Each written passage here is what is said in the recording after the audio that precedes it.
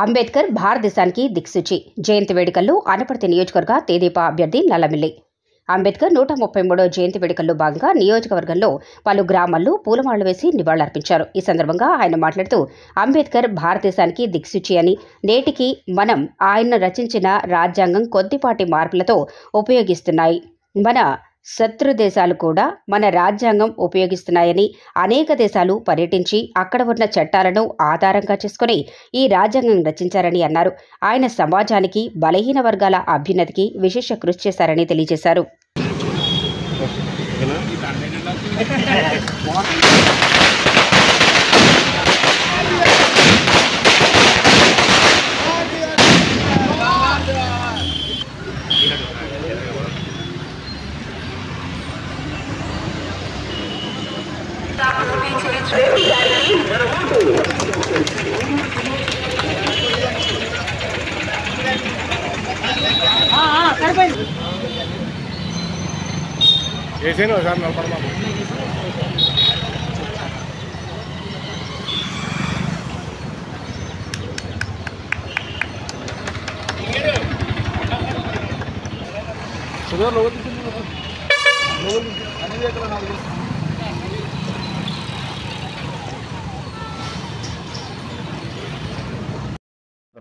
Doctor BR Ambedkar గారి 133వ జయంతి సందర్భంగా ఇక్కడ అనపర్తిలో అనేక చోట్ల ఆయన విగ్రహాలకు పూలమాలలు వేసి వారికి ఘననివాళులు అర్పించడం జరిగింది. స్వాతంత్రం వచ్చిన తర్వాత భారతదేశంలో అంబేద్కర్ గారు పోషించిన పాత్ర అపూర్వమైనది. భారతదేశాన్ని ప్రపంచంలోనే అతిపెద్ద లౌకిక రాజ్యంగా నిలబెట్టడంలో అంబేద్కర్ గారు చేసిన కృషి అనిర్వచనీయమైనది.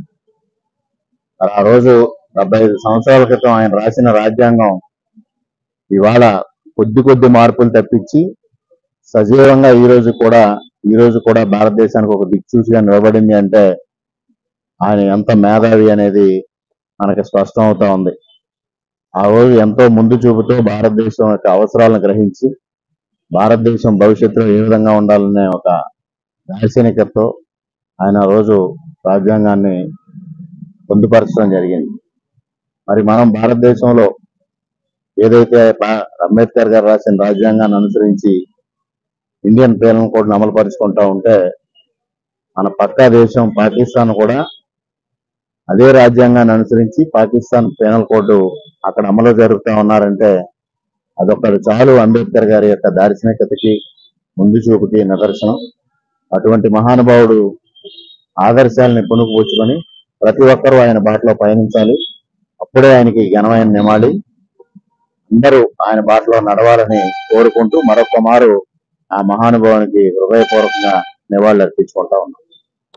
భారత రాజ్యాంగ నిర్మాత డాక్టర్ బాబాసాహెబ్ అంబేద్కర్ గారి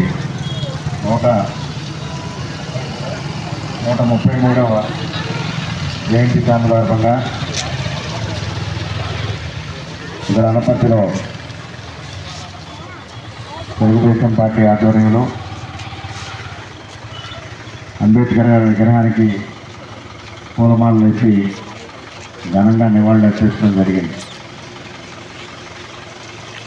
మరి అంబేద్కర్ గారి గురించి ప్రతి భారతీయుడికి తెలిసిన విషయాలే. ఆనాడు స్వాతంత్రం వచ్చిన తర్వాత ఈ దేశానికి రాజ్యాంగం ఏ విధంగా రూపకల్పన చేయాలి, ఏ విధంగా భారత రాజ్యాంగం ఉండాలి అనే దానిపైన ఆ రోజు అప్పటి నాయకులు గాంధీ గారు, నెహ్రూ గారు తదితర పెద్దలందరూ కలిసి డ్రాఫ్ట్ కమిటీ చైర్మన్గా అంబేద్కర్ గారు నియామకం చేయడం, అంబేద్కర్ గారు ఆ రోజు రూపొందించిన రాజ్యాంగం ఇవాళ స్వాతంత్రం వచ్చి 75 సంవత్సరాలైనా నేటికి కొద్ది మార్పులు తప్పించి అది సజీవంగా ఉండడం అంబేద్కర్ గారి యొక్క దార్శనికతకి నిదర్శనంగా చెప్పుకోవచ్చు.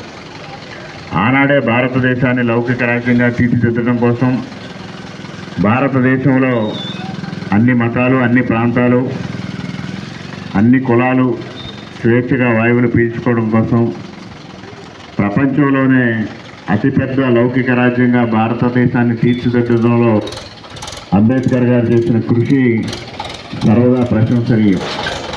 అదేవిధంగా ఆనాడు కేంద్ర ప్రభుత్వంలో మంత్రిగా అనేక పదవులు అనుభవించి బడుగు బలహీన వర్గాల అభ్యున్నతి కోసం ఏ విధంగా కార్యక్రమాలు రూపొందించాలి, భారత ప్రభుత్వం ఏ విధంగా వ్యవహరించాలనే దానిపైన చక్కటి దిశానిర్దేశం చేసిన వ్యక్తి అంబేద్కర్ గారు. అటువంటి మహానుభావుడు ఆశయ సాధన కోసం ఈరోజు అందరూ కృషి చేయాల్సిన అవసరం ఉంది.